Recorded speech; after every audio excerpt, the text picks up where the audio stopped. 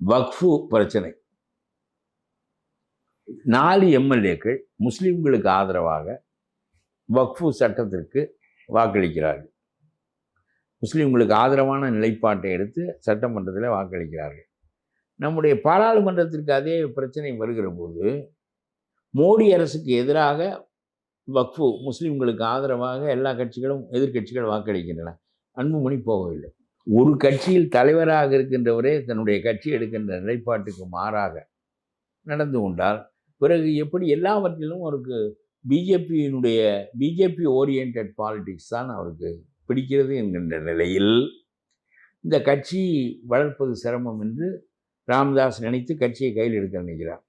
இப்பொழுது நிர்வாகிகள் என்னோடு இருக்கிறார்கள் என்று அவர் சொன்னால் நிர்வாகிகள் அவரோடு இருப்பார்கள், கடைசியில் வாக்கு வங்கி இவரோடு போய்விடும். இந்த மாதிரி 2 நிலைப்பாடு தான் இந்த தகப்பன் மகன் ஒரு பகைக்கு காரணம், மாறுபாட்டுக்கு காரணம். அதனுடைய உச்சகட்டமாக போய் அவர் நீக்கினால் நீங்கள் கவலைப்பட வேண்டாம், மறுநாளே 10 நிமிடத்திலே உங்களை மீண்டும் அதே இடத்தில் நியமித்து நான் கடிதம் தருகிறேன் என்று இவர் சொல்லுகிற போது he is not in favor of that particular person in his party. He is against Ramdas. He is challenging Ramdas.